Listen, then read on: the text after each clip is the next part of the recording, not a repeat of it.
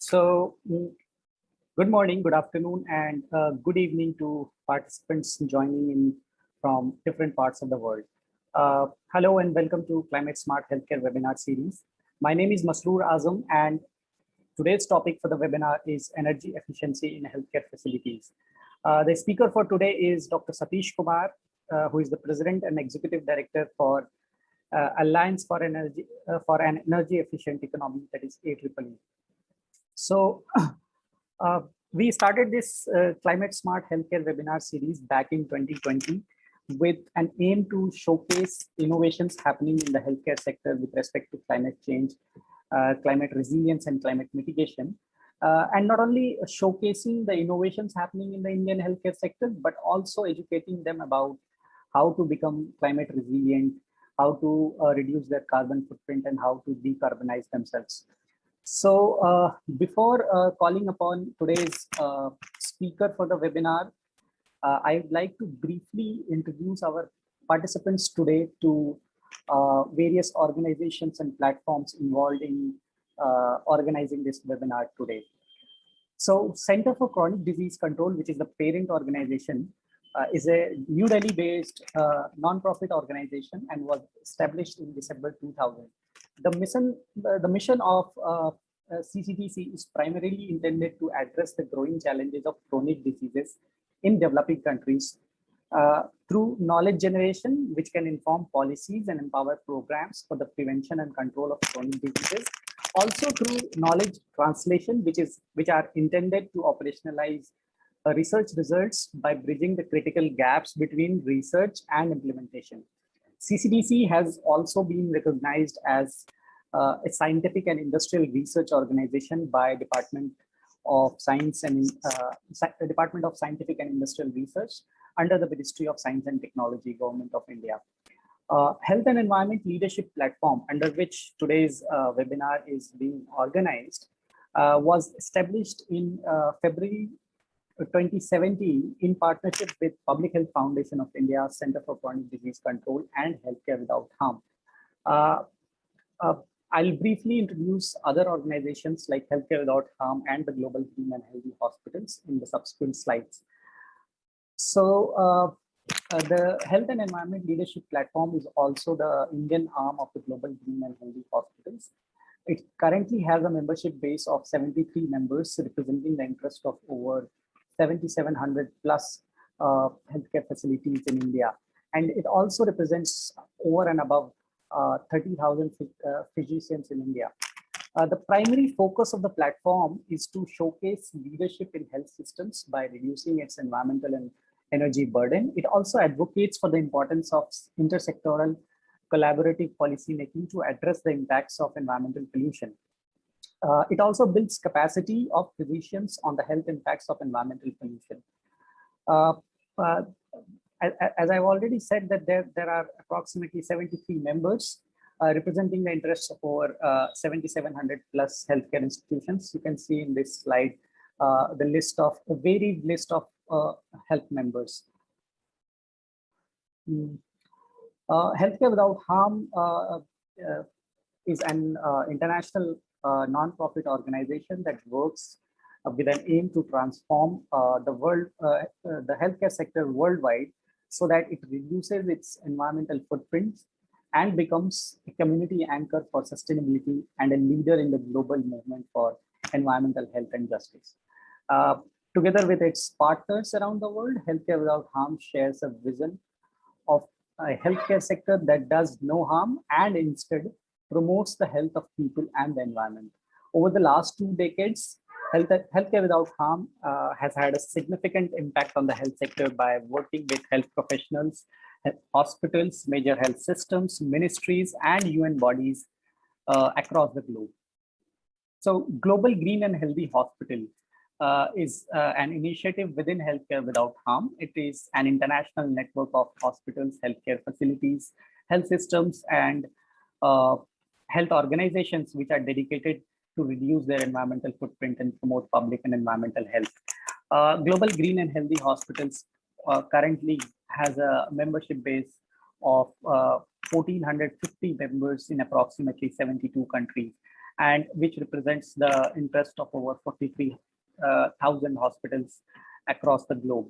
GGHH members constantly use innovation, ingenuity, and investment to transform the health sector and foster a healthy future for people and the planet. The Global Green and Healthy Hospital has its foundation in a comprehensive framework of 10 interconnected goals, starting right from leadership, which prioritize environmental health, waste, water, transportation, and energy, which we are discussing in today's webinar. Before I jump into introducing today's webinar, I would like to ask Dr. Poornima to briefly tell our audience today about what entails climate smart healthcare. Over to you, Dr. Poornima. Words on standing in solidarity with all colleagues, family members, and friends whose families have been touched by COVID. It's certainly a grim scenario. And like he said, we did consider deferring this webinar, but registrations kept coming in. And so we thought we'll just go ahead with it today. We will be recording this webinar and sharing it with people who could not make it, as well as through our newsletter going forwards. So I just want to start with giving a little bit of a context for this webinar series. So we started this series about 6 months ago. So we've done about 6 or 7 webinars. And the reason for starting this was very simple. Just as we are in the middle of a very grim, evolving pandemic, we also have another slowly growing pandemic right in our backyards, which is climate change. Maybe it doesn't sound so relevant today, but it is being pegged as the biggest public health challenge of the 21st century. And we've also heard several times over in various fora that it also provides us the biggest opportunity for the 21st century to deal with it. Simply because unlike what we are seeing probably with the COVID pandemic, we have the resources and the wherewithal to understand this pandemic a little bit better than we do the other one. So climate change impacts health. I mean, this is something that has been documented worldwide. The increasing temperatures, the rising sea levels, the impacts of those in the form of heat waves, floods, droughts, all of that has huge impacts for health.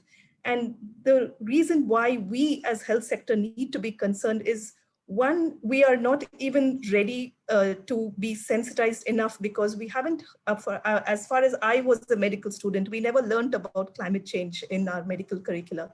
So there is a lot of work to be done right there to sensitize the health sector about the concept of climate change and the impacts, the huge impacts it's going to have on health going forwards. And that preparedness and resilience of the healthcare sector to adapt to these acute impacts on health for climate change is one whole pillar of the concept of climate smart healthcare. The other pillar, paradoxically, is the fact that health sector, like many other sectors, it's hard to accept, but is also responsible for the greenhouse gas emissions that cause the changing climate. It is a fact that rings true now. There is evidence to show that operating healthcare facilities also has a huge carbon footprint. And our partners, Healthcare Without Harm, have been very active in this domain in documenting that evidence about emissions that come from the health sector. There have been 2 recently released reports, one in 2019 and one very recently, about a week ago, which has shown that the emissions from the health sector are massive enough to need immediate attention. And we talk about the emissions from the health sector coming from 3 different domains. So for those who are familiar, the greenhouse gas emissions come from scope 1, which is the direct operations of the healthcare facilities, the activities within the healthcare sector, within the facilities. The second, which is the scope 2 emissions, comes from the energy use. And the third, which is the largest, actually, the component that contributes to most of the footprint for healthcare facilities, comes from its supply chain. But health sector utilization of energy is a very important concept that we could all leverage. And that is why the focus of the webinar has been on energy efficiency of healthcare facilities today. So the concept of reducing our own footprint, the footprint of healthcare facilities, speaks to the second pillar of climate smart healthcare, which means we need to mitigate our own footprint, reduce our own emissions. So these two pillars of climate preparedness or adaptation and the mitigation of our footprint contribute, constitute the concept of climate smart healthcare.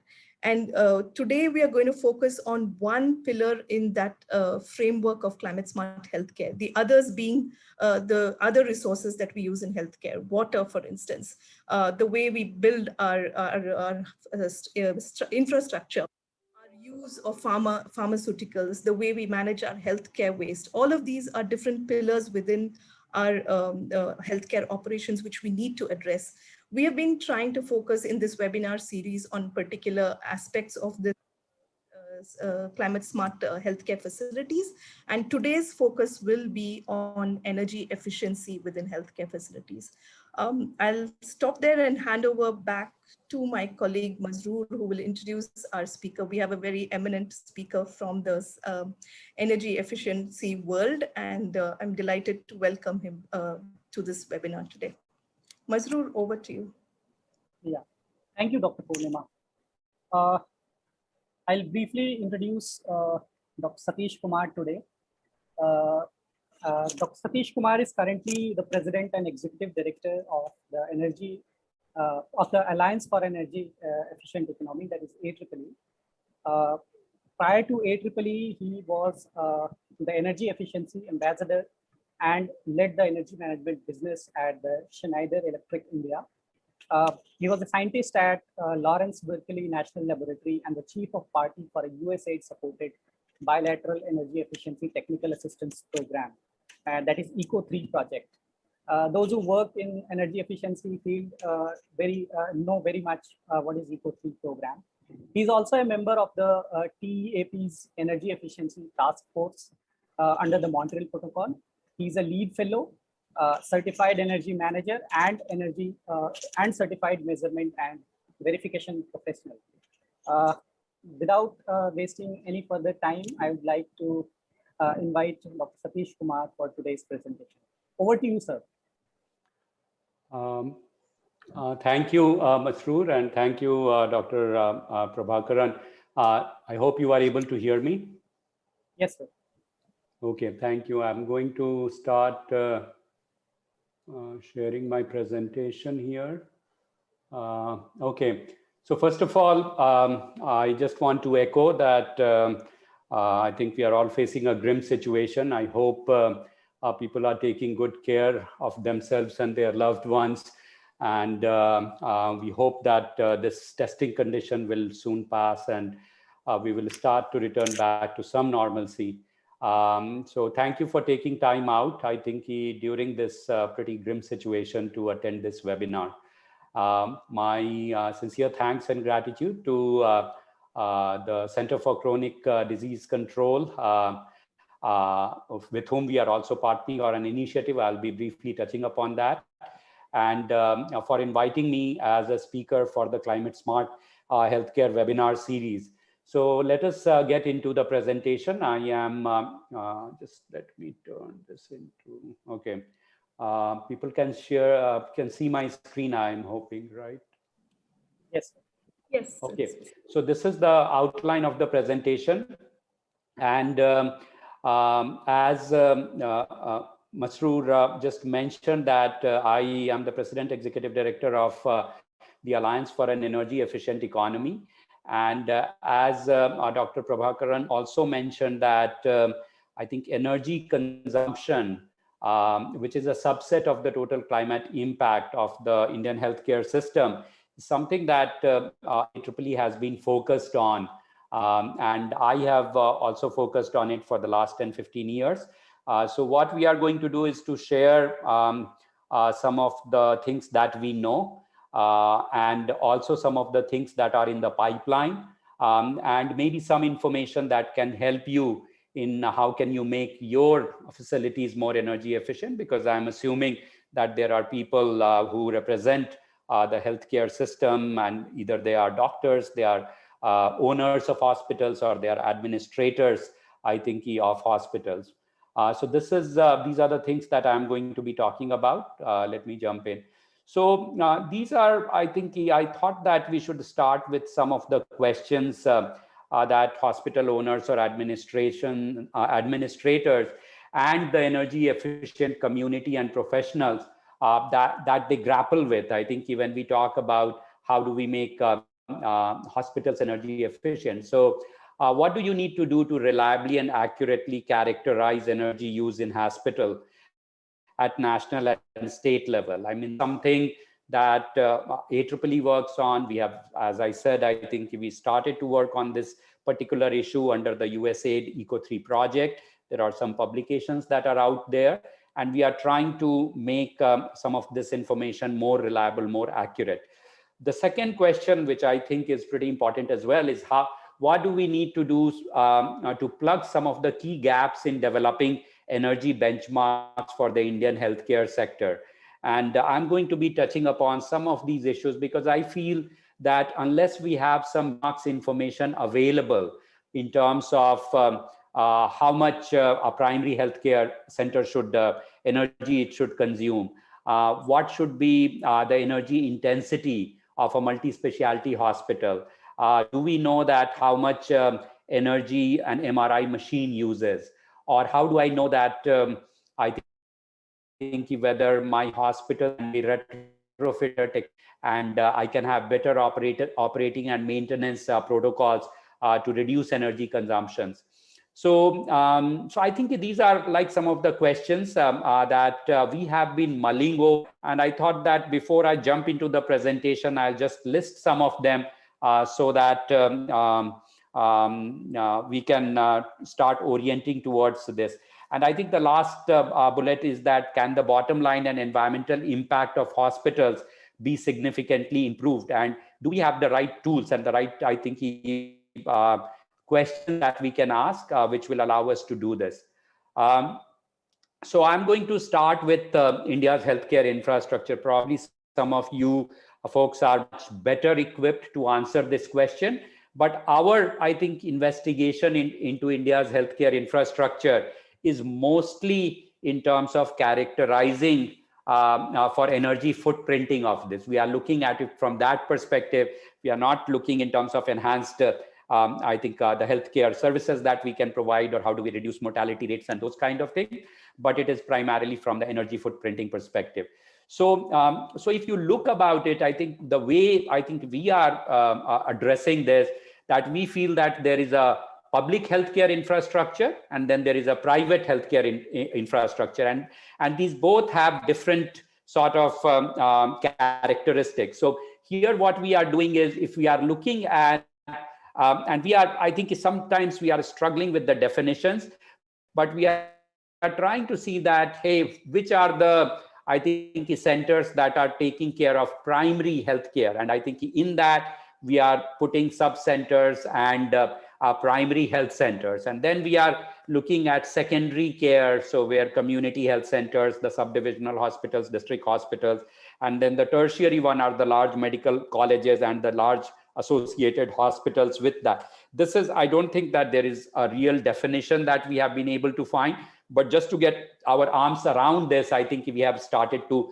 probably put this framework, and we will be very happy, I think, if amongst the audience, if you have some definition that you can share, which will probably allow us to improve, or I think if there is some standard definition that we can use.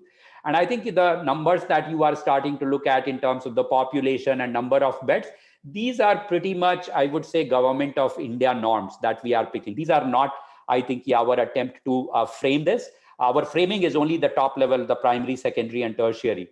I think the population norms, number of beds, and then what kind of services are offered. I think these we have just culled from, I think, the literature that are out there. And the reason I think you will start to see this is important is that all this has an implication in terms of how much energy I think, say, a primary health center will use, or how much energy a district hospital will use. So let's continue that.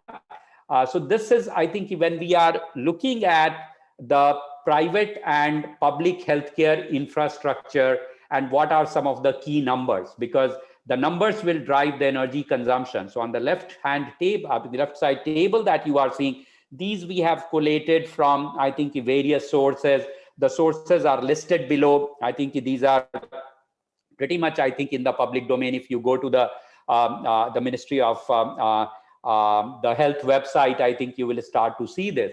I think what is really striking here is if we start to break down some of these numbers, then we see that if we take sub-centers, and I think we believe that sub-centers are going to be really small facilities, and we have tried to actually using our best available information that how big the sub-centers are likely to be and what will be the energy intensity. We have tried to put down some of those things. Similarly with primary health centers and community health centers, and then the total number of healthcare facilities, where we have not been able to really divide it into primary, secondary, tertiary, but I think we feel that primary is very low, I think, in the private healthcare. It's mostly secondary and tertiary that we are looking at.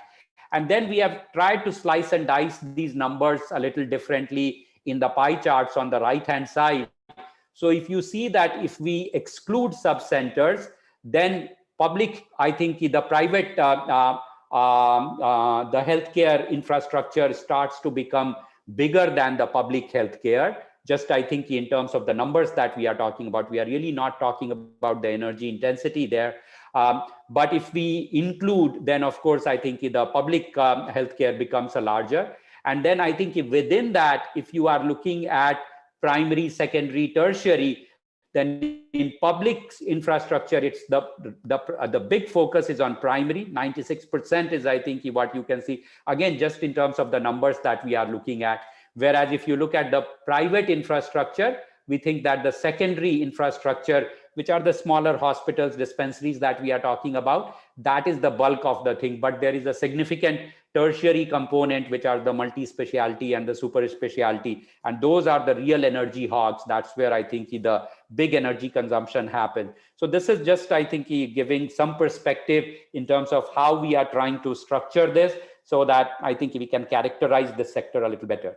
So now we are, I think, with that background, I just want to go, I think, into the energy consumption in hospitals. And I think while we have put together some numbers and we are going to share some information, I would also like to be pretty candid that there is a lot that we don't know, I think, for this healthcare segment. And I think wherever possible, we will caveat it. We will say that these are real guess estimates, or these are like broad estimates with some overarching assumptions that we are making. So please keep that in mind as we go through the remaining part of the presentation. I think there are some definitions here that I just wanted people to understand, because we are very familiar, but we understand that I think the healthcare professionals, you may not be able to actually totally comprehend this. So we call like energy performance index, EPI. And I think EPI is something that this terminology gets thrown about very, very, I think, commonly when we are talking about energy efficiency. And there are two ways I think we can do the energy performance index. One is the total energy consumption, which is normalized by the area. So the built up area of the hospital and then per annum. So I think we get some numbers and you will see some numbers here. And then I think what you also see is the bed, because I think the hospital beds, and we are primarily, I think our focus, you will see, are the hospitals with beds, because otherwise it becomes too big a problem for us to start to, I think, quantify. So we are primarily looking at inpatient facilities, because that's where we feel that the bulk of the energy consumption is happening. So bed EPIs, total energy consumption per bed per annum. I think that's the other metric that we use when we are talking about energy consumption in the healthcare sector. So I think what we are looking. So the first thing, because we work, I think at the economy level. So we work not just for hospitals, but we also work for hotels. We also work for office buildings. We also work for retail malls and transit facilities. So this particular slide is essentially orienting people in terms of how large the hospital with beds. I think that's the number that we have done so far. I think in the survey that we are going to be talking about, we are hoping to extend it a little bit into some of the primary healthcare. I'm not sure how much we will cover the secondary, but yes, I think we will do that. So if you talk about that, then in terms of the built up area, I think you look, it's a little above 1 billion square meters is what we are talking about. And I think the hospitals, I think we are talking about 6%. So we are roughly, I think, and these are again estimates, these are not based on surveys or very high degree of confidence interval. So we are talking about, say, 60 million or like, say, 60 to 70 million square meters of like inpatient hospitals that is built. In terms of the energy performance index, which is mostly we are looking at kilowatt hour area normalized numbers. So hospitals are the most energy intensive amongst all the commercial building facilities. So close to about 140 kilowatt hour per square meter per year. That's on the right hand side.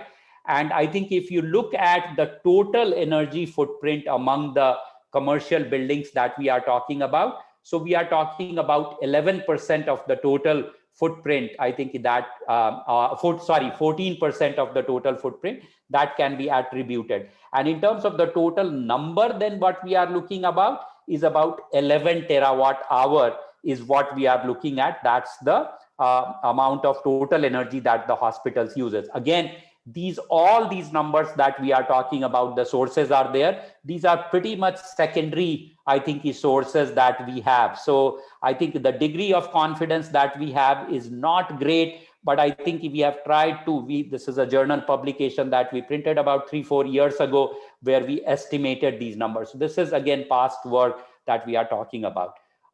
Moving on, I think this is our attempt, and I think this is something that we are starting to do to help, I think, you conduct this survey that we are conducting in partnership with CCDC. And I think these are like real guess estimates that we are looking at. But it is really important to understand, I think, what we are literally talking about. And again, I would say that we do not shy away from, I think, using what we know and what our expert judgment tells us. But I think we may be wrong here in terms of understanding whether the sub-centers, I think it's just fan and lighting, which are the primary main end users in primary healthcare. There could be refrigerators. We don't know how reliable the electricity supply is, I think, in these things, how many hours these refrigerators are running. Same thing with community. So you will see that, I think, all the different end users, I think, that different hospitals will use. We have started to put that out in the second column. And then we have also started to come out with very broad, I think, area estimates in terms of how much area these, I think, hospitals are. So medical colleges, I mean, these are big campuses, but we are talking about buildings, built up area. So we are saying about 15,000 to 25,000, I think, square meters of built up area could be there when we are talking about a medical college where I think teaching also happens. And similarly, we are talking about large multi-care, multi-specialty, super specialty kind of hospitals, these tertiary. So they are also about in the same ranges. And then I think the others ones are smaller. And I think we are literally talking about sub-centers. I think we don't know, it could be 200 square feet, it could be 500 square feet. We are not sure, but I think that's the range that we are providing. And then the last column that we are providing is the EPI guess estimate in terms of kilowatt hour per square meter per year kind of numbers. So again, I think we know some of these things, but we are really going out on a limb when we are trying to estimate some of these numbers. And the reason we are doing that is the survey that we are planning to do, which is going to be a primary survey of 1,600 healthcare facilities all over India, which I think that project is currently underway. We believe that the samples that we are going to select, I think, is going to be very, very important, I think, in terms of how we do that. So again, I think this is an important slide. I think I would again welcome people who know more than us, I think, on this thing, and who can actually share their comments through emails or through, I think, chat box, I think, anything that you want to do. So what are some key numbers from the past work that we are talking about. So this is, I think, first of all, this was just a subset of 63 hospitals. This was primary survey that we had conducted. This was done almost 10 years ago. And I think that's ironic. And that's why we are so interested in conducting this primary survey, because we feel that I think this sector deserves, I think, much better numbers with higher confidence interval than I think what we are able to do right now. So if you think about it, then kilowatt hour, which is one unit that we consume, I think everybody is familiar with 1 unit of electricity. So per square meter per, I think, year. So that's the left-hand side. And then we are starting to categorize them by primary, I think, healthcare facilities, secondary and tertiary. And you can see that there is a gradual increase, because I think in tertiary, as you have seen, that I think the facilities, I think, are more energy intensive. There is going to be medical imaging equipment. There is going to be hot water and steam for sterilization, for laundry, for all those kind of things. So I think all those facilities, I think, become more energy intensive. And then similarly, if we are normalizing it per bed, then what the numbers are going to be. So I think that's, I think, what this slide is telling us. I think if we talk about the hospital type in terms of multi-specialty, super specialty, because this is mostly, I think, the only private sector information that we are talking about. And then you see that there is not that big a difference, because I think both these hospitals are going to be pretty energy intensive. And again, I think we have sliced and diced, and there is a real small sample that we are talking about here. So please, I think, take it with a pinch of salt and don't start to, I think, extrapolate these numbers for India level. I think that's the caveat that I think we are putting out here.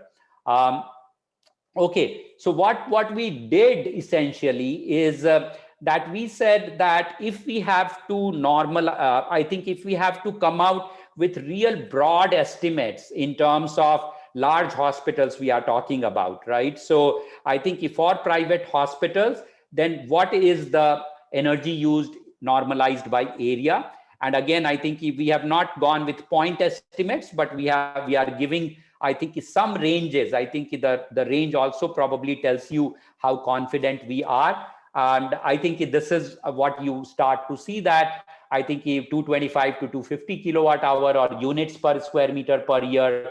And if you translate that into rupees, then you start to see. So I have taken a broad number of like 10 rupees. Some people may say that why are you taking 10 rupees? But I think we also know that many hospitals are run by diesel for some of the key, for a large number of hours.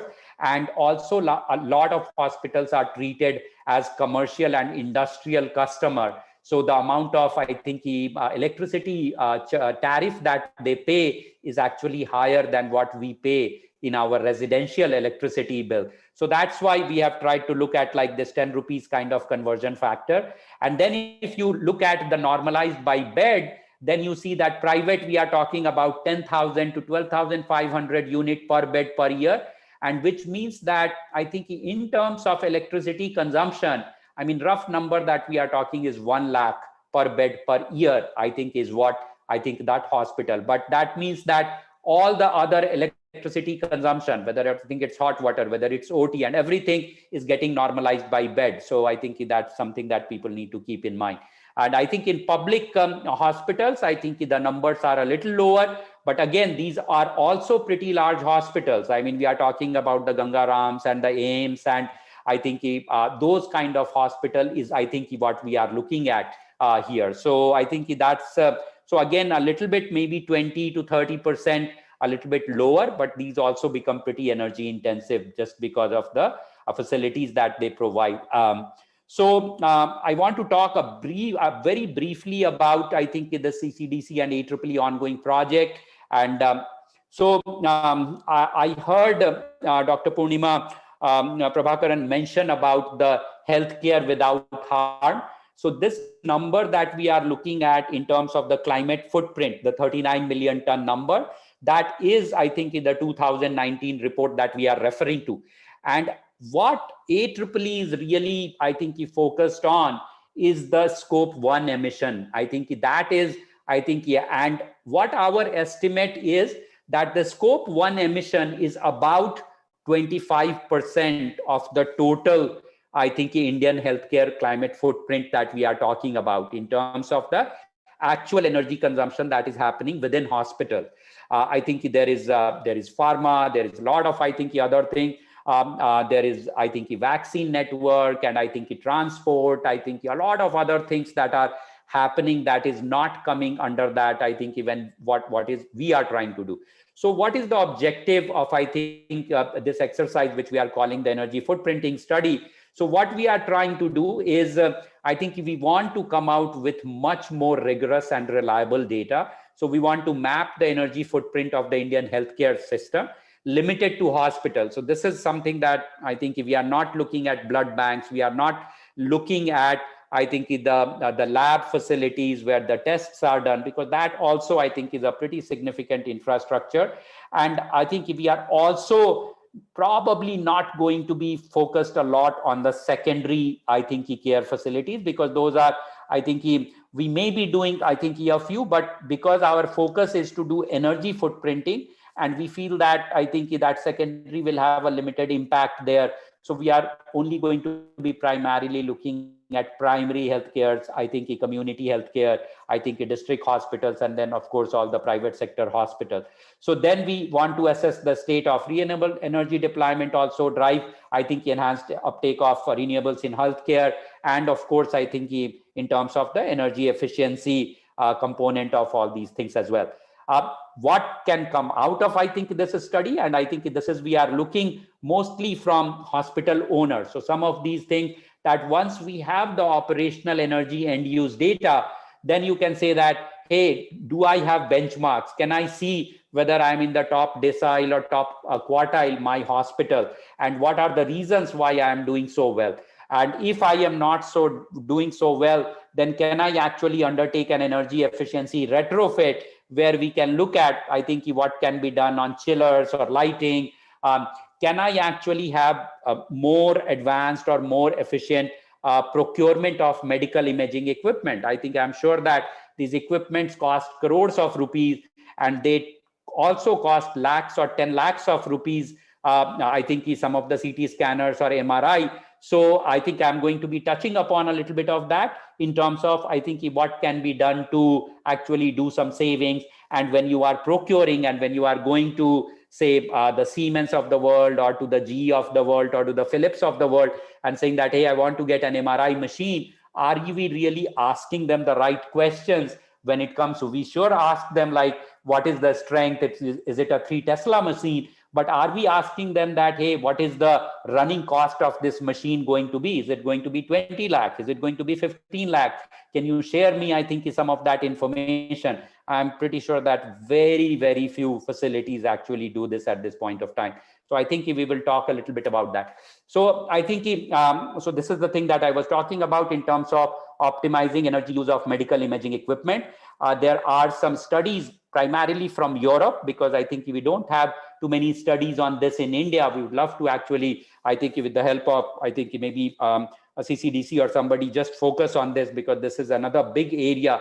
I think we'll probably find out some more information, I think, through the survey that we are doing, but you can immediately see, I think, what is the potential here. So I think in terms of the energy saving potential that we are talking about, I'm just looking at 3 equipment: MRI, CT scan, X-ray. I think we can add ultrasound also in there, but I think we've thought that these are probably the 3 most energy intensive. And I think what you can see, first of all, that there are different modes under which these medical imaging equipment operates. And these are all from medical, I think, the original equipment manufacturer literature. This is not, I think, we will not do anything here that can compromise, I think, the integrity of the equipment or the reliability, or I think the operations, what I think the user manual tells us. So I think this information is all extracted, I think, from I think what is the recommendation and what are the modes that are clearly written there. So there is like off mode, or scan mode, or ready to scan mode. And sometimes off mode is not real off mode, because there is still, I think I think there is helium or hydrogen. I think there is some inert gas that needs to be powered on. I think the MRI machine, I think the cooling system of that machine needs to be actually in operation, even if it is not scanning or the scan function is off. So I think there is clearly, it's a very, very technical thing. And I think if people, I think this could be completely separate discussion, I think, if we want to get into the details of this thing. But what you see that there are average power consumption, and you can immediately start to see that I think in the off mode in MRI, you see 9.3 kilowatt it is consuming, and you are scratching your head, oh my gosh, I think why is it consuming? But it's because I think of this, I think helium or hydrogen based cooling that is happening, and all the cooling system that needs to be, I think, running while I think you can turn off the scanning function. So that is there. Same for CT scanner, not as intensive as MRI, but in low power mode, it can really go down to 1.2 kilowatt. And I think, are you putting it in low power mode? I think for 10 hours or 12 hours, I think when there is no CT scan that is going to be happening, or I think the standard operating process is only to put it in idle mode, and where it is not going to save you this much. So I'm sure that I think once we start to get into these kind of nitty gritty details, I think we will, I think some skeletons will come out of, I think, and you can start to see on the right hand side that what is, I think, the energy savings. If you start to operate, and I think you have standard operating process, I think so 3 lakhs per year could be the amount of savings per MRI machine if you are not, I think, doing the off mode properly. And if you are just putting it ready to scan, I'm not saying I think this is, I think it happens, but it can be, I think, an opportunity area for us. Similarly, for CT scan, it could be close to 1 lakh per year. And then for X-ray, it could be like 35,000 rupees per year, what we are talking about. So moving on, I know that. So what are some of the best practices, I think, in terms of medical imaging equipment operation? So you have to, first thing is that you have to consult with manufacturers to ensure that equipment is configured for optimal energy performance. Our hunch is that sometimes it is not the case. I think because I think when we have tried to reach out to the OEMs, we have had real difficulty in extracting, I think, the energy consumption information from them.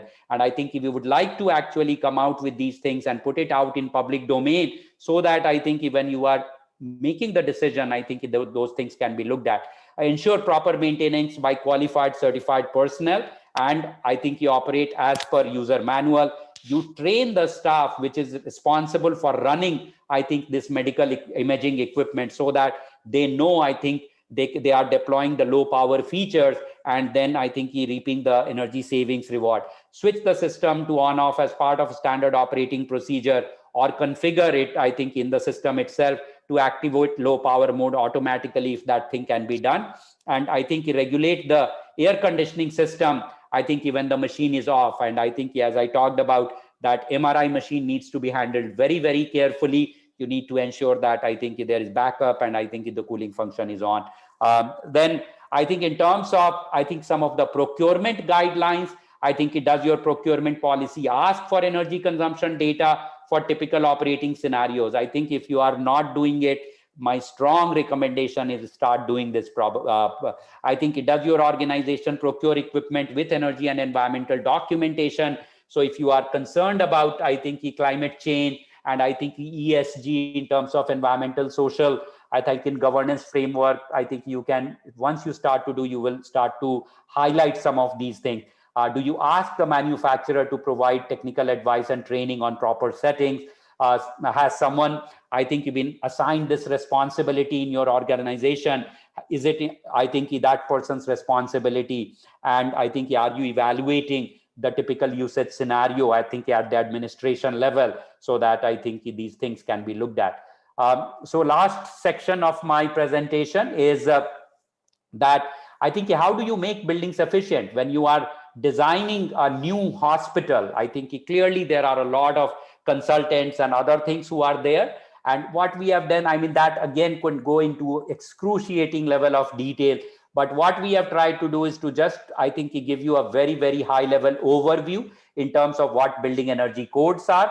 There are some code compliance, which is becoming mandatory. So I think for, I think, large hospitals, energy conservation building code will be required to be met. For primary healthcare centers, maybe it will be the Eco Niwas Samhita, which is more for residential, and that could be applicable there.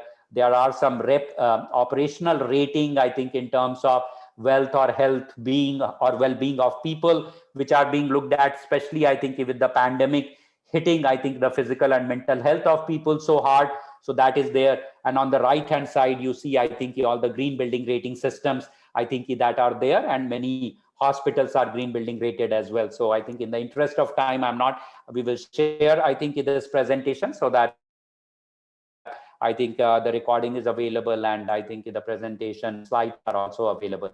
I think last slide that I just want to talk about is the energy efficiency retrofit. I think again, we can do a much, I think, a bigger presentation. And I think there are some, I think at least one or two pretty good ESCOs. This is one existing ESCO, I think, and we feel confident about, I think, in naming them.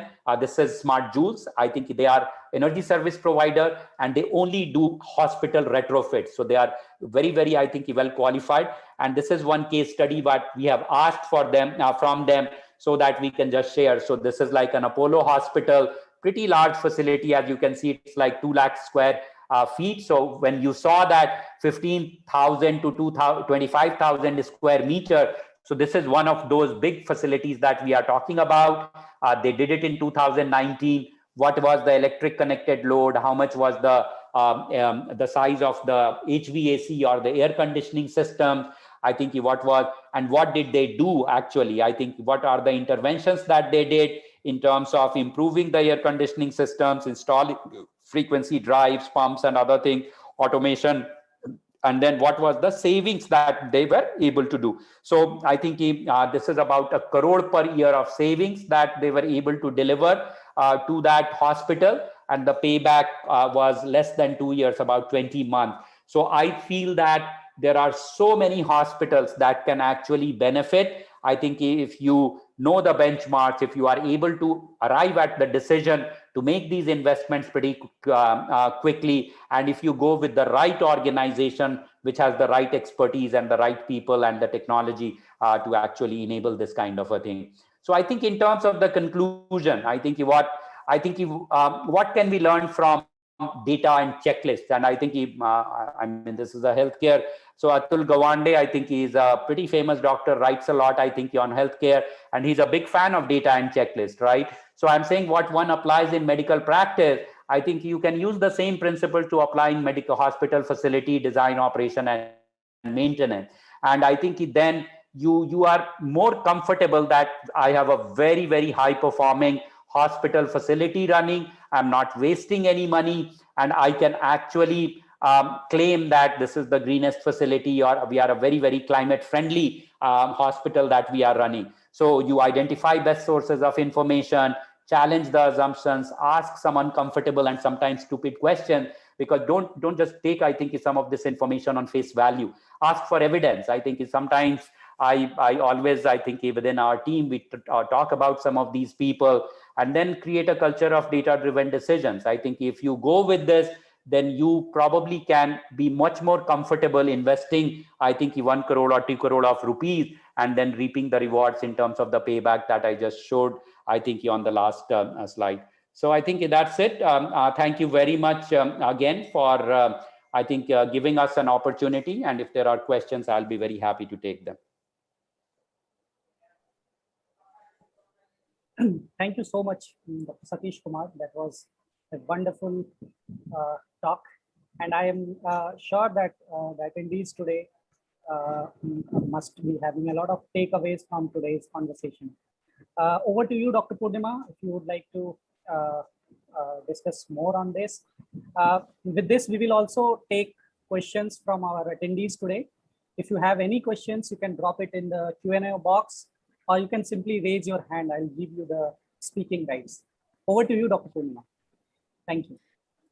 Thank you, Masroor, and thank you, Dr. Kumar. I think that was real tour de force about the concept of energy efficiency in healthcare, and thank you so much for sharing your experience so far. I don't see any questions so far in the Q&A box, but maybe I'll just share a couple of thoughts that I had while listening to you. It was really very insightful. Let me start by saying that, you talked about hospitals, for instance, being of commercial buildings in India. So I was just wondering, I mean, apart from your study, has there been talk about is this just because it's 6% only? Has there been any thought process behind working with the healthcare sector in India to becoming energy efficient? I know we are now going to work together to document that baseline energy efficiency, whatever baseline assessment of energy consumption in Indian healthcare sector. But I'm just wondering about why that conversation has not been there, given that it's such an energy intensive sector. No, yeah, I think thank you. I think for the kind words. We are, I think we have not seen too much focus. I know that, I think as I talked about, there are some businesses, I think, which are very interested in making healthcare sectors energy efficient, but really a drop in the ocean. I know that, I think the Smart Joules, it's also a member of AEEE, and Arjun Gupta, I think he the principal who is the moving force, I think behind Smart Joules. I would very strongly encourage that I think you do a webinar with Smart Joules actually, because that will be extremely helpful in terms of creating awareness about the retrofit possibilities and potential, because he will be able to talk much more, I think, in terms of, because they may have done 20, 25 hospitals retrofits, I think, or maybe more. And what are the things that they are seeing in terms of the hospital. So I think that is one, I think, a very good example of one organization that has made, I think, its primary mission in terms of how to go about it. But there has been, I think, some talk about Bureau of Energy Efficiency, looking at hospitals as an energy efficient, energy intensive sector. So they have a program called Perform, Achieve and Trade. And I think under the Perform, Achieve and Trade program, they look at baselining the facility. So the work that we are doing in terms of baselining can become a pretty good, I think, starting reference for them. And then I think for the ones which are really large facilities, what Bureau of Energy Efficiency does, that it starts to give targets that I think in the next 3-year cycle, you have to implement energy efficiency measure, which will make your facility say 5 to 10%. Just give me 1 second. I'm on a call. I'll call you later. So they give you targets in terms of that your facility from the baseline needs to become more than 5 or 10% more energy efficient than what it has been. So I think those are probably, I think, a few things that I can think about in terms of that. But clearly, I mean, you see that 6% is the built up area in terms of the commercial building, but 14% is the energy intensity. So clearly, I think the energy intensiveness of, I think, the healthcare sector is recognized by most of the people. I think, and I think the thing that AEEE is interested in is that we want to, I think, create the overall awareness, and we want to come out with, I think, the ground proofing exercise or this benchmarking exercise, which starts to tell people that, hey, I need to see something about it. We are not doing very well. Right now, other than the conversation, you go to a facility, people, and they'll say, oh, no, we are very energy efficient. And how do you know that? I mean, what is the benchmark that we are using? No, we don't know, but we have a carrier or this, I think, installed this particular equipment, and we use all the best medical imaging equipment, so we are energy efficient. So there is not a very good conversation that happens. So I'll stop here. Thank you. And I think you touched upon some very important points in terms of energy efficiency of medical equipment.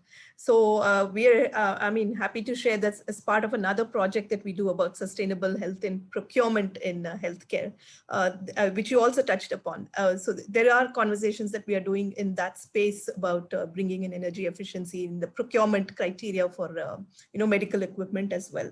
So yes, that's a big chunk of the footprint as well. And so we are very conscious about sensitizing our membership about that aspect. And I will take your point on, bringing somebody to talk about retrofitting, because we are talking about all this, bringing in efficiency in our resource uses, but most of the time it's going to be about retrofitting. So I was having a conversation this morning with colleagues in the NHSRC, National Health Systems Resource Center. And again, that's what they were stressing on. While we are talking about, for example, the Ayushman Bharat program, which is about upscaling the sub-centers to the health and wellness centers. Maybe this is the moment when we need to, capture and bring these conversations to, because otherwise, again, we're going to fall back into the retrofitting mode, and that's going to be another exercise. And within our membership, we do have a couple of members at least who have been exemplars in this energy efficiency space. I will name them: Narvind Eye Care Hospital in Puducherry and Bhagat Hospital in Delhi, in Dwarka.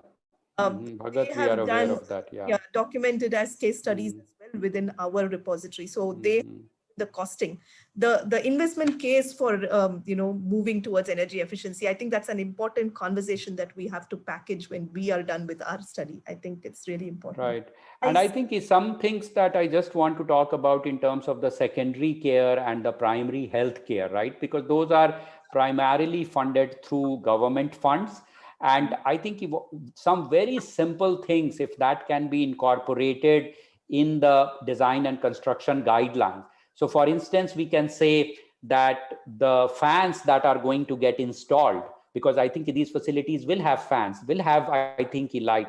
So we can say that only LED lighting will be used, I think, in all these facilities, and only super efficient fans. So instead of like the fans which can use 70, 75 watts, if we say that there is technology which uses 28 to 30 watts, which is like probably more than 50% of saving. So these facilities are there for many, many years and decades. And I think you can recoup the cost very, very, I think, fast. So it is mostly, I think it can be aligned with the government finance rules, the GFRs, in terms of like whether it's the right use of, I think, government resources. And I think these are some very, very simple things that can be done very quickly to actually, and you don't need, I think, an energy auditor or an ESCO or others to do that. I mean, these are some of the things that we can work, I think, in terms of crafting language and other things, and then just letting it go. We are not talking about huge investments here.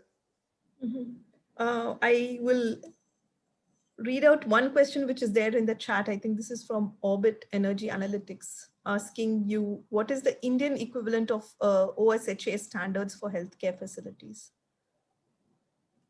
Boy, I wish, I think Purnimaji, I will ask you probably. I think you, is there like a safety and I think health thing? I don't know what is the counterpart for OSHA. I'm sure that there will be something under the Ministry of Health, but offhand I cannot think about. Occupational safety and hazard, yeah. Yeah. I mean, I think we certainly have some standards for occupational health and safety in India. Right. I mean, I can share with you probably in an email what those, share links to that and information on that. But also, I think I wanted to share with you also, Dr. Kumar, about green hospital standards that our team actually drawing from all of these. So the LEED and the IGBC standards for building codes, the GRIHA standards. There's also the international standards. So our team has worked in the past few years, I mean, and brought out green hospital standards as well. Okay, we should probably include that in that slide then. Yeah. So that's also something which has been taken up, and we are working towards accreditation for that. We already have one accreditation with the QAI, Quality Accreditation of India, but we are hoping to get it also certified with NABH. And that again brings in all of these components. So building, infrastructure, energy, water, waste management, procurement for sure. And we have also worked with the NHSRC to incorporate all these principles of environmentally sustainable healthcare in their recent, they're looking at revising the Indian public health standards. So I think we have been working with them on that as well. So all of these concepts will feed into that. We'll just check and see if there's, yes, there is one more question from, I think, Zishan Ahmed of Care Hospitals asking, how effective will be the solar energy use, and can you explain the cost of the same? Now that's implemented. Yeah, I think, I think it's a good question. I'm glad I'm getting this opportunity. to answer this question. So I think one of the things that we emphasize a lot, I think in our work at AEEE is that you have to follow, I think, a certain construct or a certain process when you are talking about energy consumption. And I think that construct is that you need to think about, I think, where is the energy getting consumed. And I think you saw that I put like fans and lights and refrigerators and air conditioners and hot water. And I think in refrigeration systems, I think for morgues and other things. So I mean, there are all those, I think, end users are the places where your energy is getting consumed, right? So I think if you are talking about a secondary care or a primary healthcare facility, right, which is a small facilities, not very energy intensive, again, as part of the standard design, I would say that there should be on the rooftop, I think, a solar panel, I think, that needs to be put on, which can probably take care of the limited electrical requirements of that healthcare centers that we are talking about.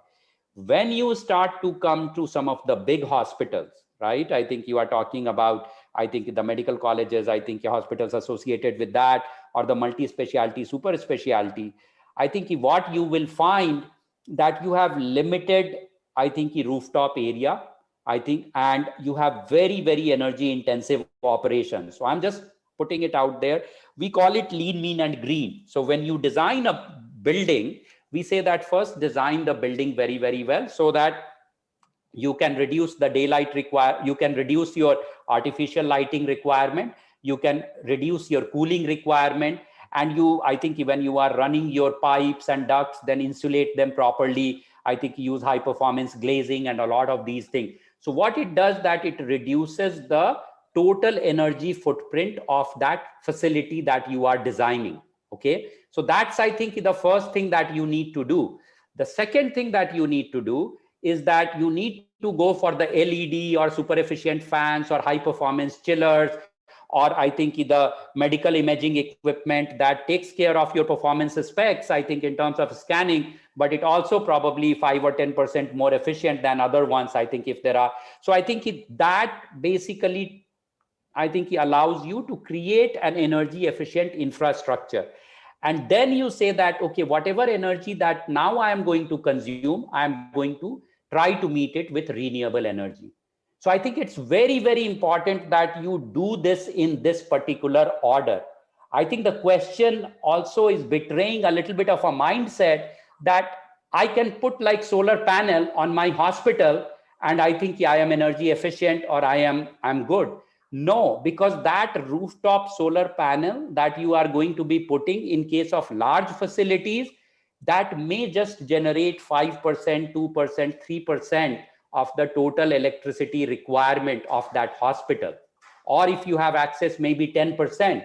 So you are better off investing in more energy efficient equipment first before you start to talk about the solar cost and other, I think, piece that we are talking about. So I think depending on, I think, again, what kind of hospital you are talking about, that's why I said that in rural areas, I think in remote areas where you don't have reliable power, absolutely, I think solar should be the first thing that should be designed along with, I think, the infrastructure. And then I think the more efficient lamps and the more efficient fans and everything. But if you do it as an afterthought, and you say that, hey, I don't know, I think how much my energy, I'll put a solar rooftop. I mean, that is just not the right way to make, I think, your healthcare greener. I think in terms of, so you can, and I think while we work on the demand side, and I think this is something that we are very, very particular about, that I think greening the healthcare is not putting a solar panel on your rooftop. I think it's about looking at, I think, how efficiently all your end users, I think, are getting used or not getting used. And that can be done through an assessment, through an audit, and I think an implementation. And I think when they do, I think when they come and say, we are going to improve your facility, then you should absolutely ask that, tell me about the renewable energy options as well. I think in terms of, I think what could be. So I think I have not directly answered the question, but I am just trying to go to the very fundamental nature of, I think, what causes confusion in many people's minds. I think in terms of that, hey, I put solar and I think I've done something good. Solar comes last. Absolutely last point is, I think, where solar should be coming in. You should absolutely be doing solar, but I think only after you have looked at, I think, what you can do through energy efficiency and where you want to deploy, I think, the resource that you have. And you may find that, hey, I need to actually buy a more energy efficient chiller, or I need to put in more efficient glazing, or I put some shading. That's where I think I will get the maximum bang for the buck, and not by putting, I think, rooftop solar. So I think good consultants can actually do this exercise for you, where they will say that where I think is your best, I think, resources, how it is getting deployed. So I think this is important. Unfortunately, we don't work on solar and other thing, but I think you will need to probably ask, I think, in terms of like what is the kilowatt, I think, peak power, in terms of what is the investment. But the other thing also is that if you have rooftop area, there are facilities, there are people who will, so this is another thing. If you are not deploying your own capital, there are companies which will come, they are called RESCO, renewable energy service companies, who will say that you don't have to put in any investment. You come in and you give us, I think, rights to put, I think, a solar panel on the rooftop, and through a leasing model, we will try to recover the cost of it. So I think there are models like that where I think you don't need to go capital intensive. There are alternative financing models for both RESCOs as well as for ESCOs, even if you don't want to put in your own money. Through the cash flow that you are generating from energy savings or from extra renewable energy generation, I think you will be able to, I think, pay down the loans that you are taking. So I think these are, I think, some other models that I think are also available. Thank you, Dr. Kumar. Just to add to that, I think this talk about transitioning to renewable energy, I think the conversation also should center around the type of facility. Like I said, I mean, for a multi-specialty hospital in the metro city, the ask is slightly different, and their approach should be a little different than what it should be for a rural healthcare center. So I think, for example, we do have the exemplar that everybody talks about, Chhattisgarh state, which solarized all its primary healthcare centers.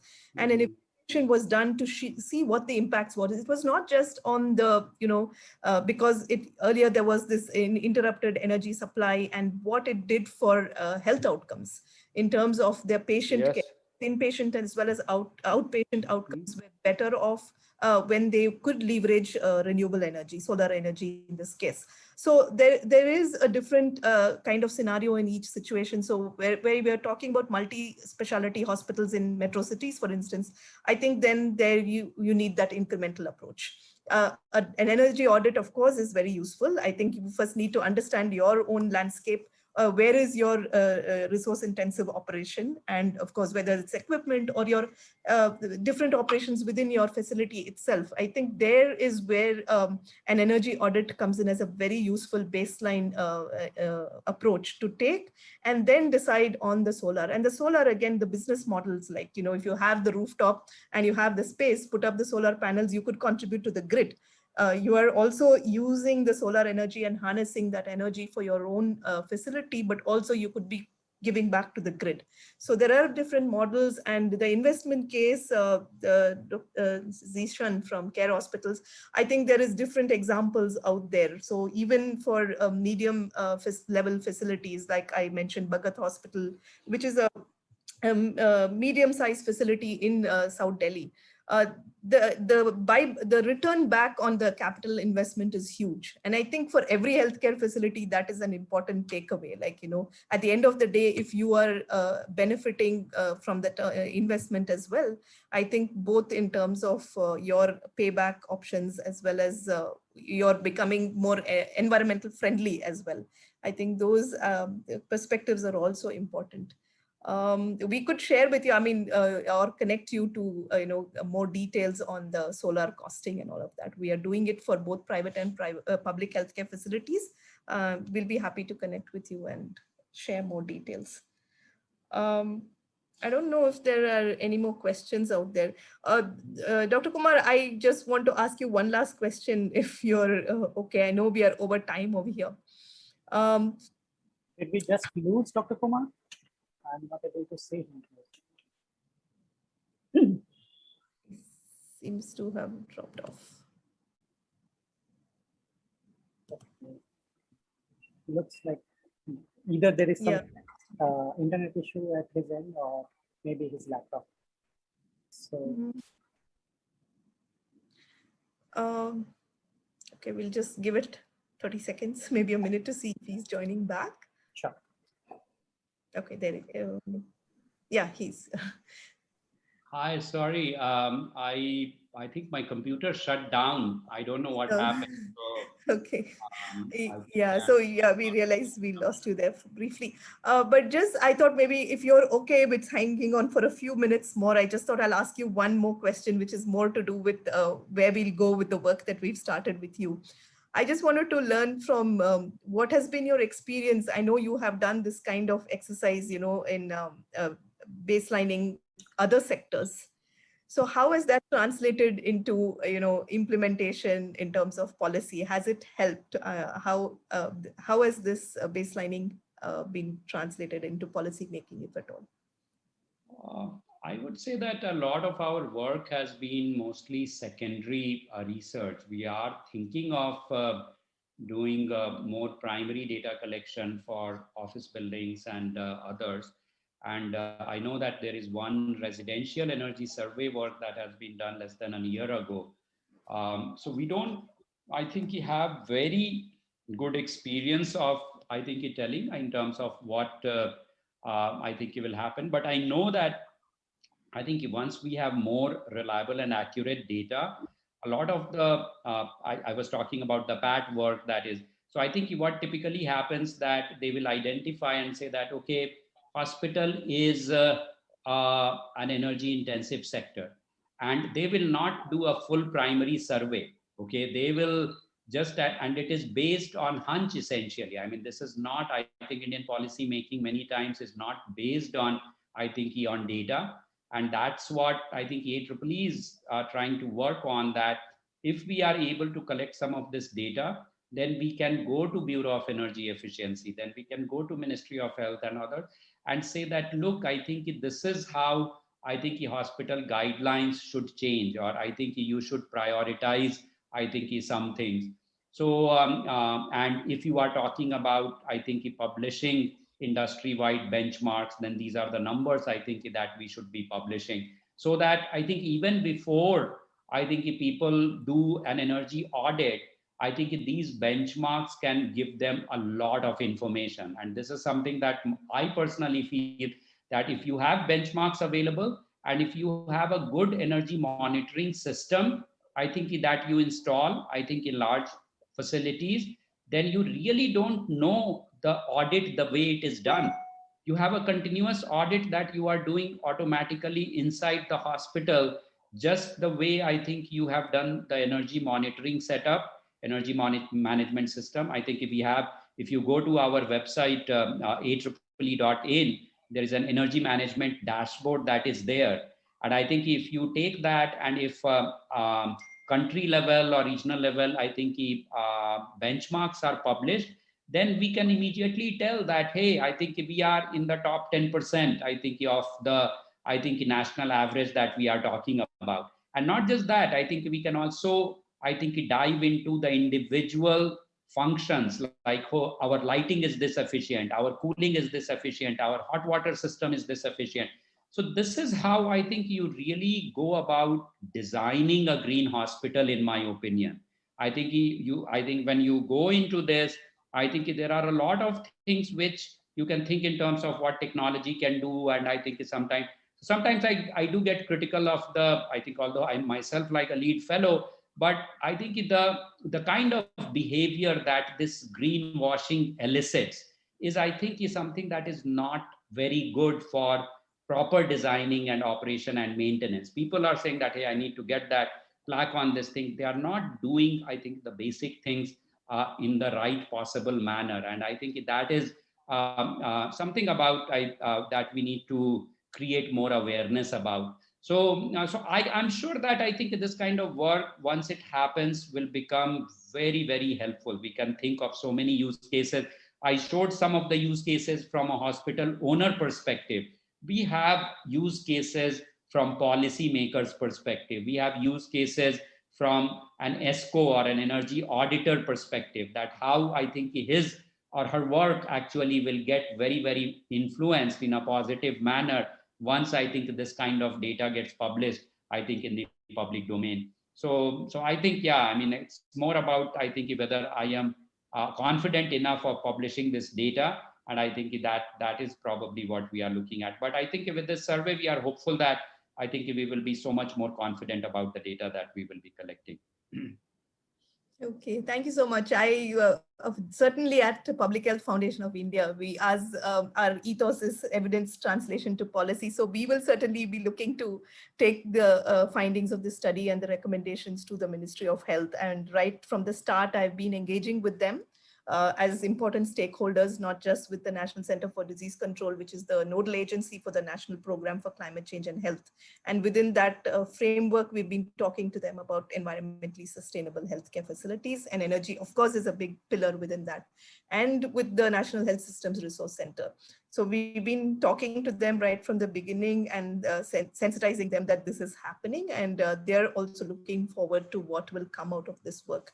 So thank you so much for collaborating with us on that work, and also for joining us on this webinar today. Let me just check one last time if there's anything else on the question and support. No. So I'll actually close by thanking you, Dr. Kumar, for joining us today and adding to our repository of the Climate Smart Healthcare webinar series. These will be resources that will be continuously shared with all our membership for those who couldn't join the webinar in person. And I'm sure going forwards, there will be many more opportunities for us to engage and translate all the knowledge that we are building together. So thank you so much for your time today. And thank you to all the attendees who have stayed with us through the webinar and through the Q&A. I also want to close by thanking my team. Sania Prakash, who actually reached out to you the first time to come and join us as a speaker, actually has some medical issues at home, so is not with us. But I want to start by thanking her and my colleague Mazroor Azam, who stepped in and to organize the logistics for this webinar, and my entire team at CCDC and your team at AEEE. We meet every week now to discuss this work, and we are very excited and looking forward to implementing this project. And if you have any last words, please feel free. And we are equally excited, Dr. Purnima. So I think we are looking forward to, I think, working together. And I think whatever we can do, I think please feel free to reach out. I think our team is, I think, on making, I think, the healthcare sector greener or energy efficient. We are always ready. I think whichever way we can help. Yeah, thank you so much. I'm sure it will be a good piece of work, and we'll certainly take it to the place where it needs to go, the findings and what needs to happen in terms of policy making after that. So look forward to the next few months together, working together. All right. Thank you. Bye-bye. Thank you. Thank you so much. Thank you, everyone. Thank you, Mazroor.